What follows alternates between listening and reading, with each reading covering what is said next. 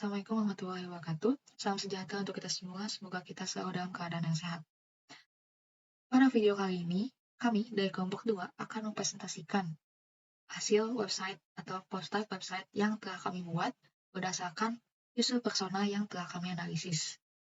Selain berdasarkan user persona, kami juga memacu ke dalam 10 heuristik berdasarkan Jacob. Maka dari itu, sebelum kita memulai video, perkenalkan terlebih dahulu, saya Hasna Fitriana Elnisa, lalu dengan teman saya. Perkenalkan, nama saya Muhammad Rahman Rimani dengan NIM 22152424021. Perkenalkan, nama saya Muhammad Farzal Azlani dengan NIM belakang 12. Di sini kami berasal dari kelompok 2. Selamat menyaksikan videonya. Baik, yang pertama saya akan membahas terlebih dahulu dari awal sekali, yaitu dari problem statement, yang dimana problem statement itu berasal dari user persona yang kelompok kami telah wawancarai.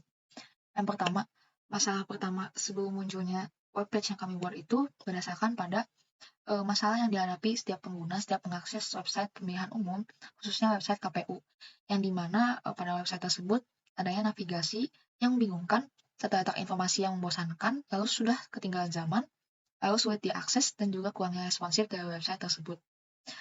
Lalu jika dibandingkan dengan website bijak memilih, pengguna menemukan bahwa website tersebut lebih baik di atas dari website KPU. Tetapi website tersebut juga memiliki kekurangan, yang dimana terdapat informasi yang kurang to the point, dikarenakan isi dari konten website tersebut memiliki terlalu banyak gambar dan ilustrasi, sehingga dapat membingungkan pengguna dalam mendapatkan informasi secara langsung. Dari problem statement tersebut, kami mewawancarai 3 orang.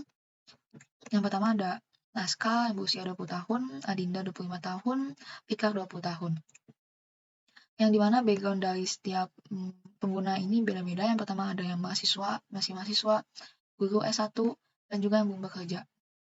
Nah, setelah kita analisis dari setiap ketiga pengguna tersebut tuh, pengguna membutuhkan yang pertama tas pengingat jadwal, lalu ada tas biodata calon, lalu ada tas umpan balik terhadap pengembang.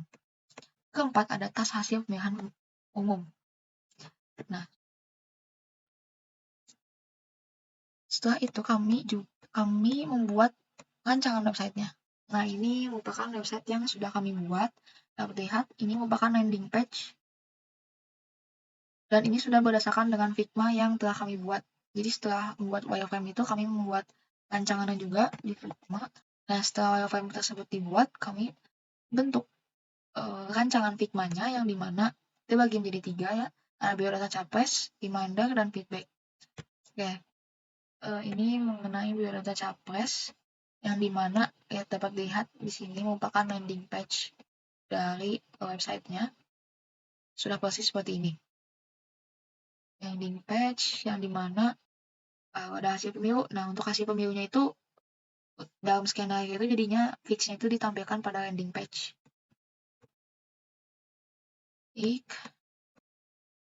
Baik pada landing page ini terdapat beberapa usability heuristik yang dimunculkan gitu. Yang pertama ada di navigasi, ada kemudahan user tahu gitu visibility and system status, di mana menunjukkan usernya lagi di mana gitu. Jadi tidak kehilangan. Saya ini lagi di home, menunjukkan home, lalu biodata calon, tulisannya biru. Jadi lagi di biodata calon gitu. Lalu selain itu, di sini juga berdasarkan pada aesthetic and minimalist design yang dimana kami membuat beberapa tulisan seperti ini yang dimana tidak terlalu panjang. Lalu karena website ini berdasarkan oleh pemilu presiden tahun 2024, maka hanya ada 3 calon yang ditampilkan di sini. Oke, ini card gitu. Lalu ada juga lini masa atau timeline yang menampilkan tanggal-tanggal penting presiden atau kegiatan calon presiden. Nah, untuk hasil pemilu itu jadinya untuk skenario yang fixnya itu ditampilkan di landing page yang dimana seperti ini untuk prototipenya. Dapat dilihat di sini. Ini tidak fix berdasarkan hasil yang kemarin, tapi untuk diagram ini masih random untuk hasilnya. Baik, ini footernya. Lalu ada juga give feedback yang akan dijelaskan oleh Pak Rizal. Baik, untuk yang bagian saya itu ada di biodata calon. Nah, di biodata calon ini ada juga beberapa usability heuristic yang dimana yang pertama ada visibility and system status. Contoh yang pertama ini. Di sini tuh ada arrow yang menandakan bahwa user bisa men-scroll atau menjelajah ke bawah website. Lalu ada juga aesthetic and minimalist design. Yang di sini untuk pada halaman ini visi dan misi itu hanya ditampilkan hanya segelintir saja gitu. Berapa sekalimat saja seperti ini dapat lihat. Nah, itu menerapkan heuristic minimalist design.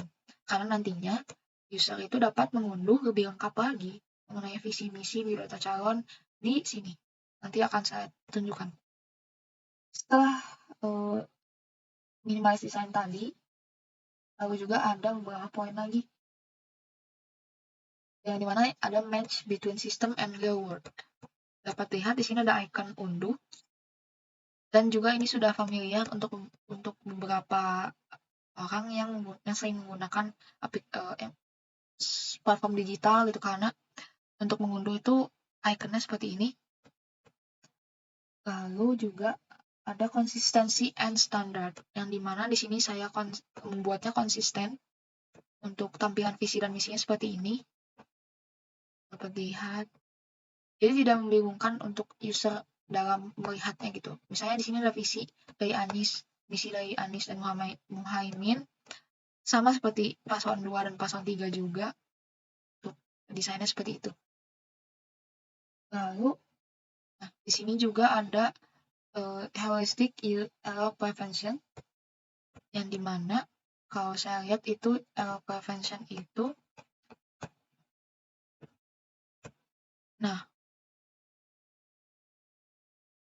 di sini ada check for them. Nah, lalu ada present users with a confirmation option before they commit to the action. Nah, di sini juga ada seperti itu yang termasuk error prevention yang dimana saat user mengklik unduh biodata paslon 1 akan ada modal. Pada website ini modal itu seperti pop-up yang muncul meminta konfirmasi user apakah ingin mengunduh atau tidak.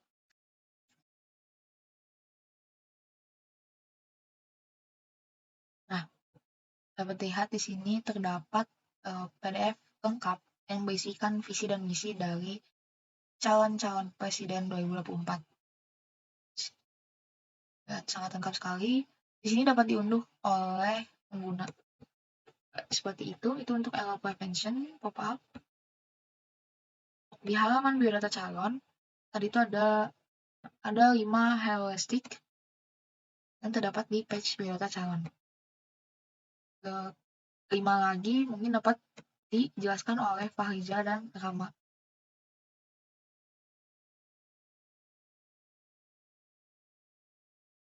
Kali ini saya akan menjelaskan fitur utama di website kami. Pertama, terdapat fitur untuk menampilkan hasil pemilu. Di sini kami sebagai pengembang developer mengambil hasil utamanya itu dari pihak pertama. Jadi kami di sini hanya sebagai pihak ketiga saja yang menyediakan informasi tersebut. Nah, tas ini tuh dibuat oleh kami bertiga secara berbarengan karena kelompok kami memiliki 4 tas besar, sehingga salah satu tasnya dibuat secara bergantian. Nah, untuk tas ini sebenarnya karena kami melihat user itu secara eksplisit menginginkan terkait hasil pemilunya gitu. Meskipun baik sebelum dan sesudah itu user mendapat keinginannya. Nah ini tuh hasil pemilu itu merupakan analisis kami bahwa si taksnya itu diinginkan oleh user karena terdapat secara implisit gitu ketika proses interview. Selanjutnya terdapat tes biodata calon. Di sini merupakan teks yang dibuat oleh Hasna Fitriani, yaitu rekan saya.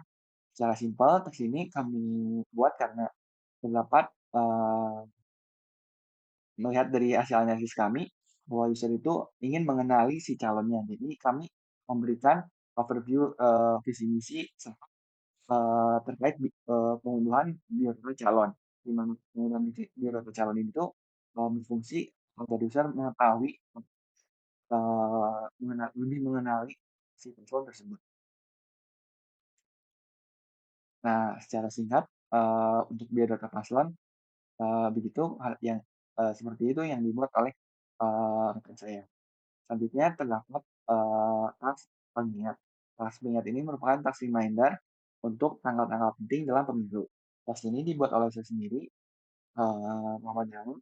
Nah, pas ini tuh kami melihat dari analisis bahwa secara implisit user itu menginginkan sebuah fitur yang dapat menyambangi ataupun dapat bersandi dengan kesibukan-kesibukan mereka. Karena kami melihat dari user persona bahwa user persona yang kami miliki itu memiliki kesibukan yang lebih dari satu. Sehingga dengan adanya task reminder ini, eh, pengguna dapat menyesuaikan dengan kehidupan sehari-harinya itu yang memiliki kesibukan lebih dari satu. Nah, dengan adanya reminder ini, pengguna dapat diingatkan terkait tanggal-tanggal penting dalam pemilu.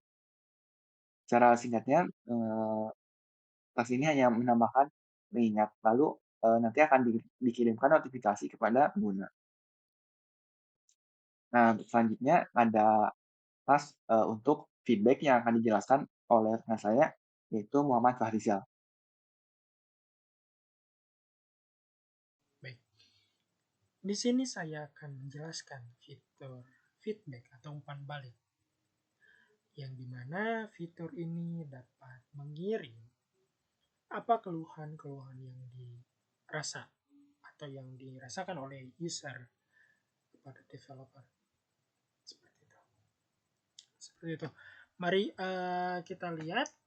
Mungkin kita bahas dulu sedikit mengenai fitur feedback ini ya, yang dimana fitur feedback ini sangat membantu sekali untuk user mengirim apa saja keluhan-keluhannya, apa saja yang ingin diutarakannya bagi developer atau bagi pengembang, agar web yang dibuat itu dapat terus berkembang, terus mengimprovisasi, terus improve dalam hal pengembangannya. Di sini kami membuat feedback ini, bisa dilihat untuk feedback ini kita menggunakan kemarin itu disebutnya sticky note seperti itu, yang dimana saat digulirkan pada websitenya feedbacknya akan tetap berada di sini. Nah, sini kita langsung saja untuk membuka feedbacknya. Nah, umpan balik di sini menarik sekali, yang dimana ketika umpan balik ini dibuka, terdapat kepuasan yang akan dipilih oleh pengguna. Terdapat 3 pilihan, yaitu puas atau kecewa, yang dimana pesan ini nanti akan tersampaikan kepada developer tentang pengembangan yang mungkin bisa diimprove oleh developer seperti itu. Di sini kita bisa langsung saja mencobanya. Di sini kita coba klik puas. Lalu kita di sini masukkan komentar. Lalu kita submit. Nah, di sini terdapat notifikasi bahwa umpan balik berhasil dikirim. Lalu kita coba lagi, kita coba refresh dulu.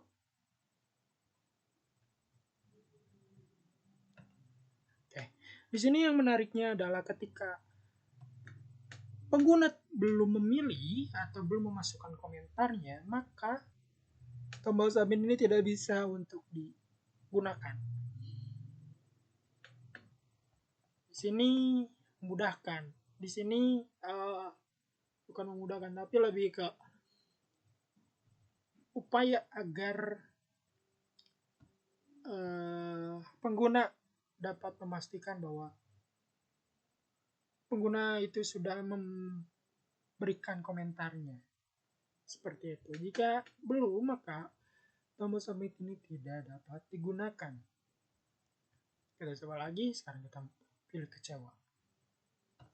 Lalu kita masukkan komentar. Umpan balik pada saya dikirim. Nah, itu merupakan demo mengenai fitur dari feedback atau umpan balik yang dimana dapat menggunakan pengguna untuk mengirim permasalahannya kepada developer seperti itu. Baik, cukup saja pemaparan saya mengenai fitur tersebut. Mohon maaf bila ada kesalahan kata. Terima kasih. Wassalamualaikum warahmatullahi wabarakatuh.